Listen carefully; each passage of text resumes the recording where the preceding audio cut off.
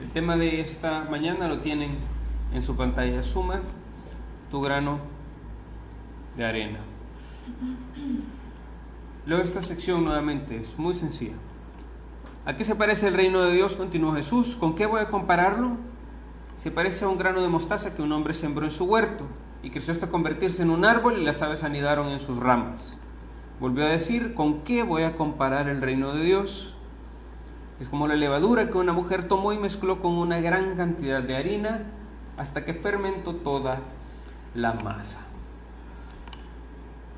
Encontré hace ya muchos años, y me tomé el tiempo de volver a buscarla para ustedes en esta mañana, la historia de un personaje considerado dentro de los más tacaños de los últimos 50 años. Su nombre es Joseph Leake.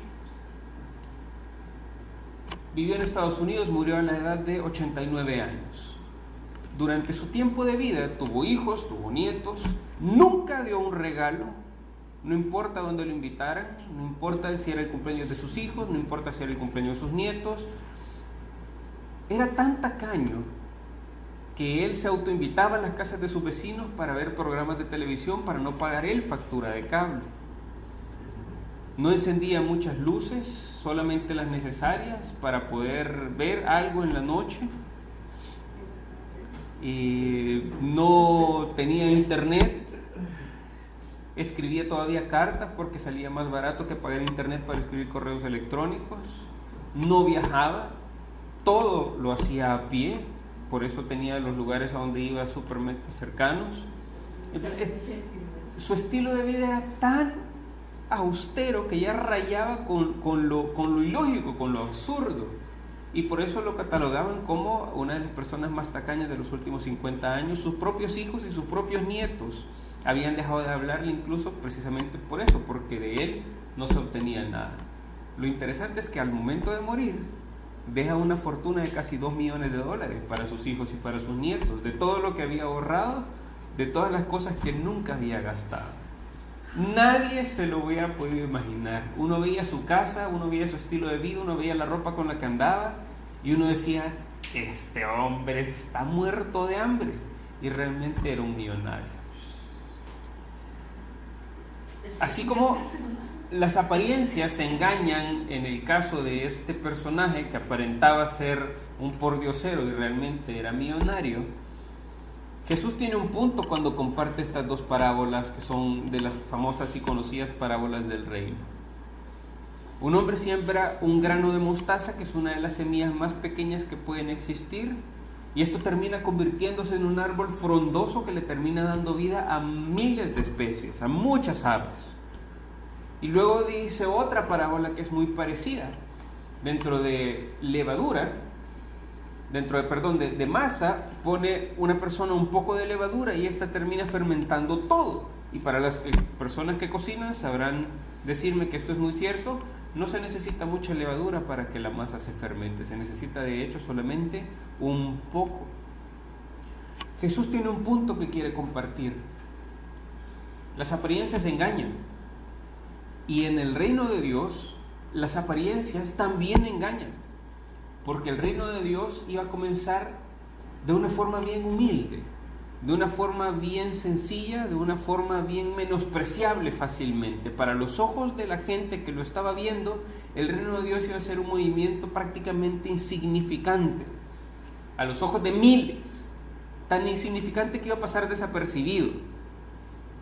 Pero, con la vista de Dios, desde el punto de vista de Dios, no importa lo humilde que iba a comenzar el reino de los cielos, iba a terminar por conquistar el mundo. Y esto realmente tiene que ser reconfortante para muchos de nosotros. De hecho, para todos nosotros esto tiene que ser algo que nos debe llenar de mucho aliento. Y quiero compartirles 3 formas en las que esto nos puede a nosotros dar aliento. Hay por supuesto muchas más, pero por tiempo me quiero dedicar a que podamos entender al menos 3 formas en las que esta realidad nos puede dar aliento. Recuerden, Jesús comparte una verdad y utiliza 2 parábolas. Esto es muy propio de cómo un maestro del pueblo de Israel se toma el tiempo de enseñar por medio de la repetición, que sigue siendo algo importante aún para nosotros el día de hoy. El reino de los cielos iba a tener un inicio muy humilde, pero iba a terminar convirtiéndose en un movimiento que en las manos de Dios iba a lograr su propósito indiscutiblemente. Y esa es la clave. No importa lo humilde que sea el inicio, en las manos de Dios va a lograr su propósito. Y de ahí podemos nosotros aprender una importante lección para nuestra vida. Vemos la cultura y honestamente, lejos de muchas cosas ir avanzando, realmente muchas cosas van empeorando. Para quienes ya cumplen más de 50 años sabrán decirme que esto es muy cierto.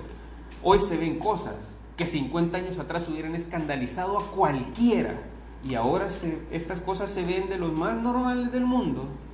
Uno puede ver en los centros comerciales muchas cosas que 50 años atrás hubieran escandalizado a medio mundo, no hubieran sido por ningún motivo tenidas como normales, pero esas son cosas que podemos ver hoy en televisión, en centros comerciales, en internet, por supuesto, ya ni digamos. Lo que nosotros vamos viendo del mundo es que no se está volviendo un lugar más amigable para vivir, se está volviendo un lugar más cómodo, pero no más amigable. Da miedo traer hijos a un mundo como este. Realmente uno dice, si yo sobreviví a puras penas, ¿qué va a pasar con mis hijos? ¿Qué va a pasar con mis nietos? Si nosotros medio la libramos la adolescencia sin consecuencias tan graves que pagar, ¿cómo le van a hacer nuestros hijos? ¿Cómo le van a hacer nuestros nietos? Que van a venir a un mundo que no se está volviendo cada vez más benevolente, no se está volviendo cada vez un mundo más cerca de Dios, se está volviendo cada vez un mundo que se aleja más de Dios, más hostil, más difícil. La tasa de suicidio de jóvenes no ha venido en disminución, ha ido en aumento. Las guerras, realmente lo que uno ve hoy por hoy es que ya no hay aquella famosa guerra mundial que conocimos al inicio de estos siglos. Pero lo que nosotros estamos viendo hoy es algo en donde realmente todavía sigue asustando. Movimientos terroristas tocan la puerta de los países que antes no tocaban y se están volviendo cada vez más cercanos a nosotros. Realmente el mundo no se está volviendo un mejor lugar para vivir. Y en comparación con la totalidad de la raza humana, la iglesia cristiana, por muy grande que sea, sigue siendo insignificante en comparación con el resto de las personas que no creen en la existencia de Dios, o que aunque creen en la existencia de Dios, no deciden valorarlo como Él decide ser valorado y como Él espera serlo. La enorme mayoría de personas no toman a Dios en serio. Son pocos los llamados, pocos los escogidos. Son pocos los que realmente toman a Dios en serio y buscan vivir como Dios espera que vivamos y buscan que sus familias vivan como Dios espera que vivan. Son los menos. Incluso dentro de las iglesias, que ahora hay cientos de miles de personas reunidos en iglesias, dentro de las iglesias son pocos todavía. Dentro de la masa de asistentes son realmente pocos los discípulos. Entonces, cuando uno ve la totalidad de la raza humana y ve lo insignificante que es la iglesia, y cuando uno ve el número de asistentes a la iglesia, uno todavía ve lo insignificante que es el número de verdaderos discípulos, esto termina todavía de asustar, porque uno dice, en serio, en medio de esa enorme tiniebla, esa es la pequeña luz. Eso insignificante es realmente lo que se supone que tiene que alumbrar todo. ¿Tiene futuro la iglesia en medio de este pantano de incredulidad y de depravación? Y aquí es donde uno tiene que aprender a ver las cosas con los ojos de Dios y no con los ojos con los que nosotros hemos nacido. Para la vista de cualquiera, la iglesia es demasiado insignificante para hacer una diferencia. Y lastimosamente creo que mucha iglesia se lo ha terminado creyendo, porque lejos de hacer la diferencia dentro de un mundo hostil, dentro de un mundo depravado, dentro de un mundo que no busca acercarse a Dios. Lastimosamente mucha iglesia lo que ha terminado haciendo es amoldarse al mundo actual, en lugar de tratar de cambiar el mundo actual. Y en lugar de ir remando contra la corriente, prefiere parecerse más a la corriente. En lugar de hacer la diferencia, prefiere ser más parecido y similar. Y muchas reuniones parecen más shows que lugares en donde se rinde tributo y honor al verdadero Rey de Reyes. Muchas reuniones parecen ser más, o buscan la forma en la que se vuelven, no importa que esto ofenda a Dios, siempre que no ofenda al público. Y el centro de atención se vuelve hacerlo sentir bien a ustedes y no poner en alto el nombre de Dios. Que la gente se sienta cómoda, que las masas se sientan atraídas, no a Dios, a la iglesia, a este templo. No importa que no se acerquen al final a Dios. Y mucha iglesia al final, lastimosamente, termina amoldándose, renunciando a trabajar. La tarea es demasiado difícil, es demasiado complicado. Son más los que no vienen que los que vienen, es demasiado complicado. Y mucha iglesia entonces renuncia a cumplir la labor noble a la cual Dios los llamó. Pero déjenme preguntarles algo. ¿De verdad piensan ustedes que tiene futuro la iglesia cristiana en medio de una generación depravada y adúltera como la explicó Jesús? La respuesta es, por supuesto que sí. Un Ferrari logra alcanzar más de 800 caballos de fuerza. Eso es impresionante. Pero ¿saben cómo inicia todo?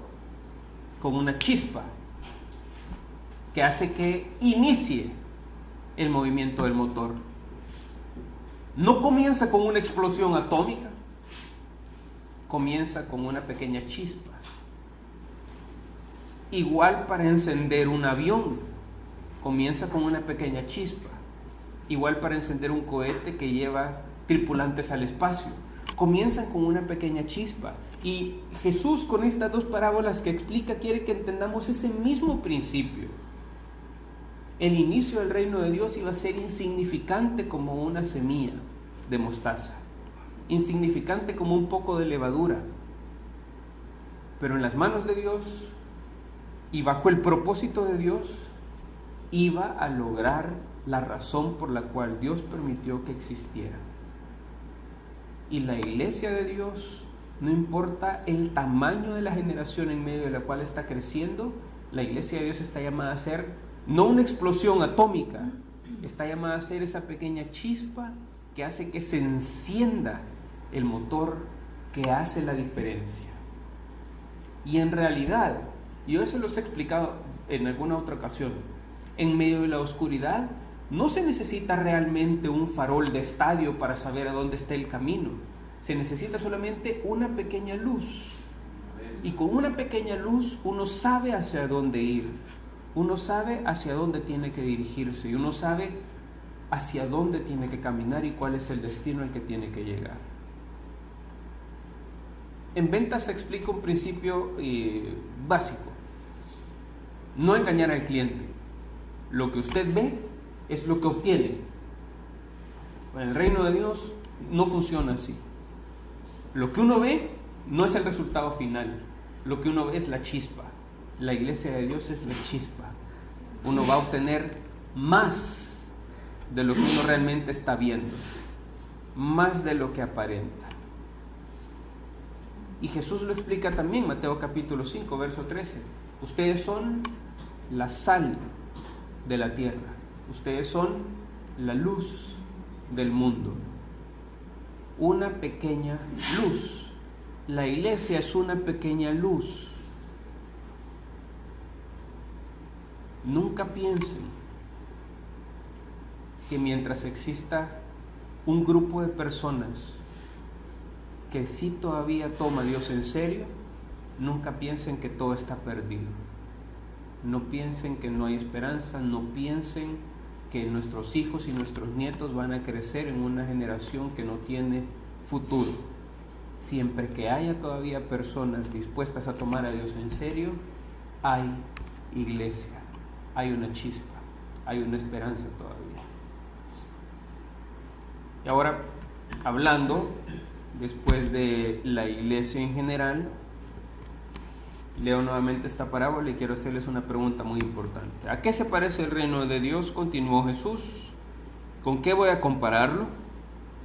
Se parece a un grano de mostaza que un hombre sembró en su huerto y creció hasta convertirse en un árbol, y las aves anidaron en sus ramas. Bien, cuando ustedes agarran, por ejemplo, una manzana, uno puede contar cuántas semillas hay en una manzana. Lo que uno jamás puede saber es cuántas manzanas podrán salir de una semilla que es sembrada en la tierra y que luego produce un árbol. Eso no se puede saber, es incontable, uno no lo puede predecir. La iglesia no es un fruto, la iglesia es una semilla que si es sembrada y que si es trabajada y en las manos de Dios, va a producir fruto. ¿Cuánto fruto? No tengo idea, no lo puedo decir, nadie lo puede saber, nadie lo puede decir.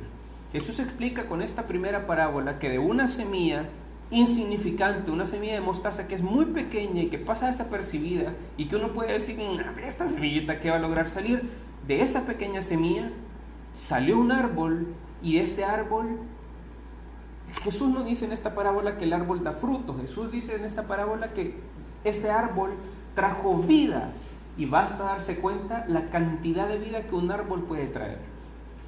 No solo da fruto, permite que otras especies puedan vivir, puedan hacer sociedad, permite que otras especies puedan convivir y que la tierra pueda nutrirse. Un árbol trae vida, permite que haya vida, no solo da fruto, que por supuesto también lo hace. Y Jesús quiere que podamos entender, y que toda la gente pueda entender, que una congregación es un lugar para traer vida. Ese es el propósito fundamental de una congregación, dar vida. El árbol no va a buscar a los pájaros buscan el árbol donde hay vida. ¿Sí me siguen con esto? Vean por favor a su alrededor un segundo, tómense el tiempo de ver a su alrededor.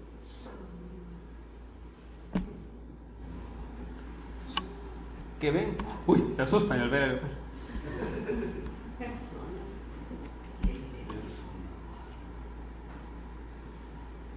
Tal vez no se vea un árbol frondoso, muy seguramente no se ve un árbol inmenso, y no es necesario que sea así. Ese es el principio que Jesús está tratando de que podamos entender. Yo quiero que cuando vean a su alrededor, a este lugar, quiero que entiendan que esto es una semilla, que en el momento en el que decidimos que Dios estuviera sosteniendo este proyecto, en ese momento esa semilla produce vida y permite que haya vida, y permite que decenas de personas, cientos de personas, la cantidad de aves que Dios permita que lleguen al árbol, que Él es el que sabe cuántas serán, encuentren vida. Y esa es la tarea importante. Eso es algo que no debemos jamás olvidar. Ni ustedes dejar que yo lo olvide, ni yo darme el lujo de hacer que ustedes lo pierdan de vista. La semilla tiene que estar sembrada en el huerto. Y esta iglesia tiene que estar cimentada en una sola verdad: Dios por sobre todas las cosas. No la atracción, no hacer show, no más luces, no humo para que cuando yo salga parezca una estrella. Son cosas que a Dios no le impresionan. Y nuestra principal tarea tiene que ser que Dios diga, bien hecho, han sido fieles. Dios no va a decir, men, qué grande el templo que ustedes tuvieron, ustedes sí, qué cosa más increíble lo que ustedes hicieron. Eso a Dios no lo impresiona en lo más mínimo. Lo que necesita que su congregación sea es un lugar en donde la gente encuentre vida. Esperemos que eso sea siempre el centro que nos mueva. Espero que ustedes vean que este lugar es una semilla que siempre que esté en las manos de Dios y siempre que esté buscando cumplir el propósito de Dios y siempre que busquemos ponerlo en alto a Él, acá va gente a encontrar vida y va a llegar a crecer y ser un árbol en donde más personas vendrán y encontrarán vida. Y quiero que lo crean y quiero que lo vivan y que lo sientan. Somos una semilla que traerá vida. A cuanta ave Dios quiera que venga este árbol.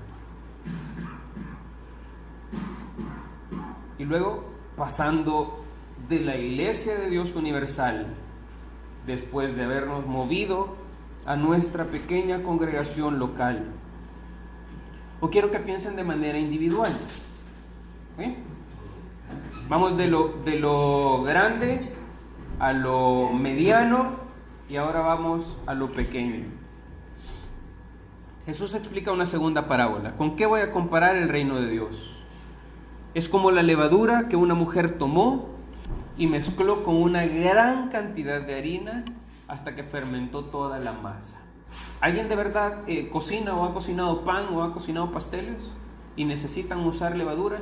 Eso es algo que yo nunca me he atrevido a hacer ni me voy a atrever a hacer, creo yo, porque ni me gustan los postres. ¿Cuánta levadura? ¿Cuánta? No, a mí no me hablen de pizca, porque pizca no entiendo cómo es. ¿Cuánto es? O sea, ¿una pizca qué es? ¿Es lo que cabe en los dedos o qué? No, para la pizza. ¿Para hacer pizza? Sí, no, bueno, pues es otra cosa. Es otra cosa. Una cucharadita. Depende de la cantidad. ¿Y qué pasa si uno le pone mucha levadura? Queda dura, se infla, crece, va demasiado. Ok. De un poco de levadura logró fermentar la masa. Jesús ha usado, por cierto, el ejemplo de levadura en otras ocasiones como una representación de algo negativo, de algo malo, y que cuando uno permite que algo malo esté en su entorno, esto va a arruinarlo todo. Y eso sigue siendo un principio que aplica para nosotros el día de hoy. En el momento en el que permitimos que algo malo esté en nuestro radar, olvídense que se arruinó todo. Pero hoy ocupa el ejemplo de la levadura y utiliza la levadura no para explicar algo malo, sino en este caso para representar el reino. O sea, no es que el reino es levadura. Lo que representa la levadura es un principio que se cumple en el reino, al igual que en el caso de la parábola de la mostaza y su semilla. Se necesita solamente un poco de levadura en medio de mucha masa y la va a transformar toda. Y eso es algo que yo espero que nosotros lo podamos entender de manera individual. Ahora ya no piensen en términos de una pequeña congregación como nosotros o de la Iglesia Universal de Dios. Yo quiero que piensen de manera individual. Miren otra vez a su alrededor. Miren a la gente que está a la par suya, a la gente que está atrás, a la gente que tienen adelante.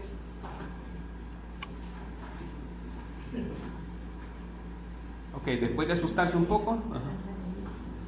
Pregunta nuevamente para ustedes. ¿Vieron millonarios acá? No. ¿Vieron algún gurú? ¿Vieron algún científico de la NASA?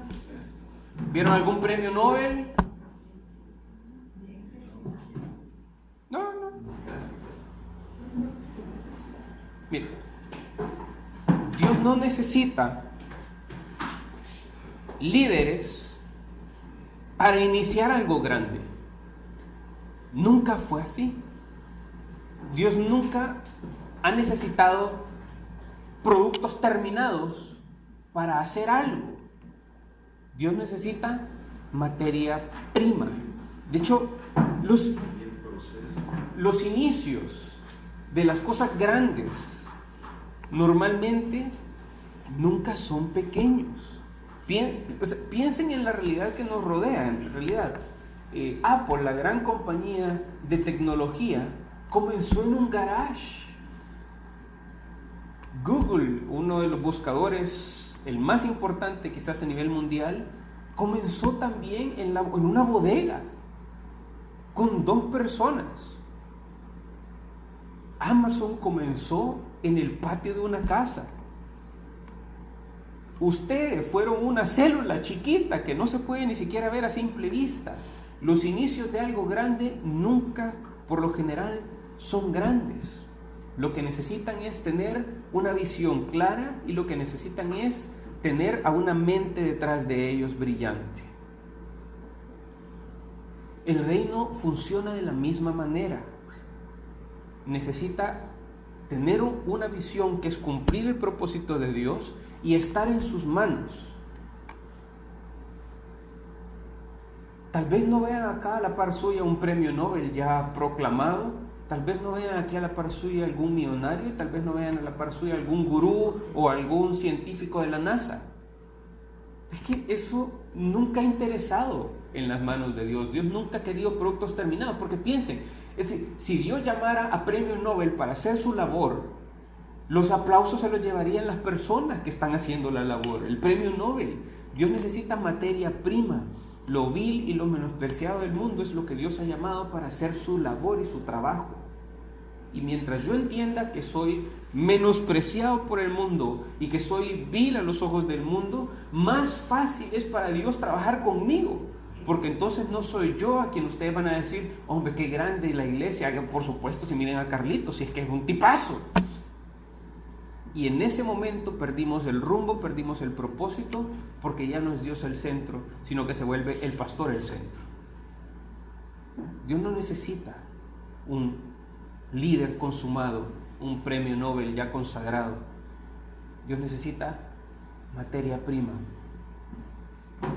La Madre Teresa de Calcuta comenzó un movimiento, ella sola. Nelson Mandela comenzó una enorme revolución en Sudáfrica, él solo. Pedro, el apóstol, fue el precursor de un movimiento con 10 personas a la par suyo. Los inicios de algo grande no necesitan lumbreras, necesitan personas dispuestas a servir a Dios.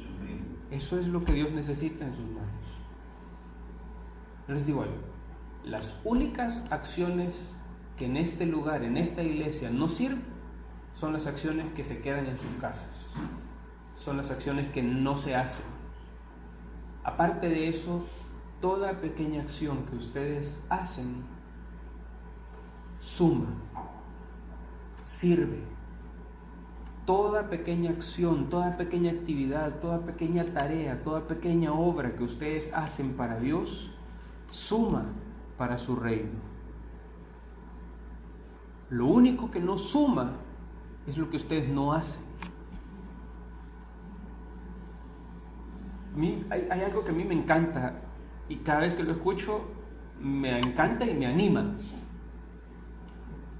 Explican que cuando uno va a la NASA, a alguno de los centros espaciales que tienen en diferentes partes de Estados Unidos, dentro de sus principios que le enseñan a todos sus empleados, que se sientan parte de un proyecto grande. Entonces uno le puede preguntar a un barrendero, el conserje, al que abre el portón, ¿cuál es tu trabajo? Y la respuesta que les va a dar no es yo abro el portón, no. La respuesta que les va a dar no es yo barro aquí en el edificio de la NASA, no. La respuesta que ellos dan es yo ayudo a enviar cohetes a la luna. yo ayudo a enviar misiones al espacio. Porque realmente eso es lo que hacen. Con su labor, con su obra, con su trabajo, por insignificante que este pueda parecer a los ojos del mundo, a los ojos de Dios, suma para cumplir un propósito que es mucho más grande. Y uno tiene que aprender a ver sus acciones, no importa las pequeñas que sean, como una acción que suma para cumplir ese gran propósito. Muchas personas dentro de la iglesia no sirven, no ayudan, no aportan, porque sienten en realidad que lo que hacen no tiene valor, no tiene significado, no suma. Y les repito, lo único que no suma es lo que no se hace. Lo que ustedes hacen para Dios suma. Y no importa que yo lo repita que ya llevo como 3 semanas diciéndolo, no importa cuántas veces yo lo diga, si ustedes al final no lo asimilan y no lo llevan a la acción, ¿qué esperan para servir? Como lo dijimos la semana recién pasada y la antepasada, y por cierto la anterior también a esa, ¿van a ser de los que demandan recursos o de los que suman recursos? ¿De los que consumen o de los que aportan? ¿De los que ven el problema y piensan en soluciones o de los que comienzan a moverse para aportar y solucionar y ayudar? No quiero que les pase la vida y que ustedes solamente la hayan sobrevivido. Quiero que ustedes encuentren su vida cumpliendo el propósito para el cual Dios los ha llamado. Y les repito, el propósito para el que Dios los ha llamado no es estudiar, trabajar y procrear. No es eso. Esas son herramientas que Dios les puede dar para que cumplan su propósito.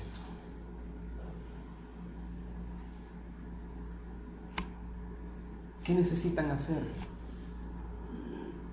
Necesitan hacer cualquier cosa en manos de Dios. Espero que conforme los días vayan avanzando,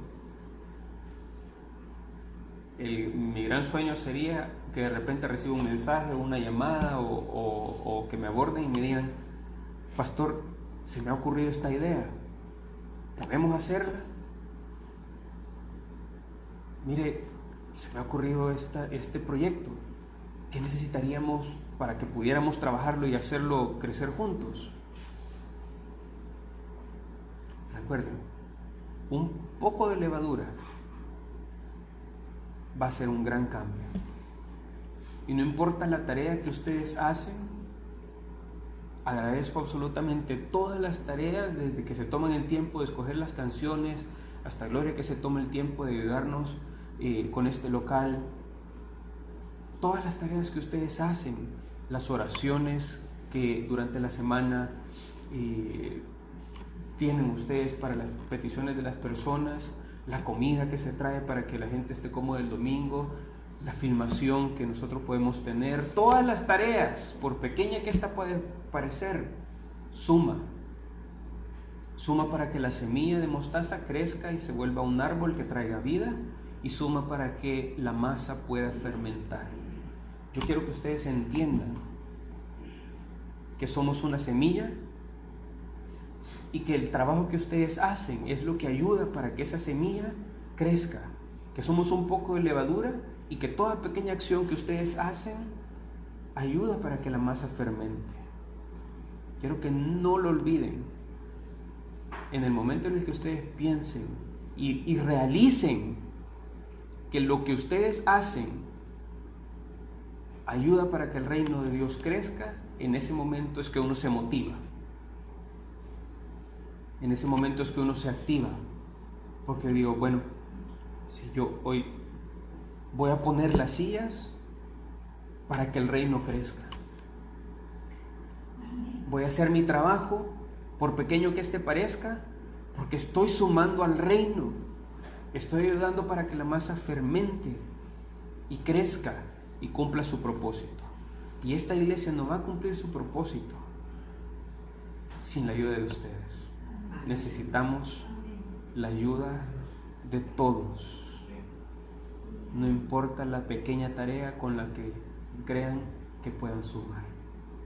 Sumen. Sumemos y ayudemos para que la gente pueda encontrar vida, que pueda encontrar luz. Pongámonos de pie, por favor.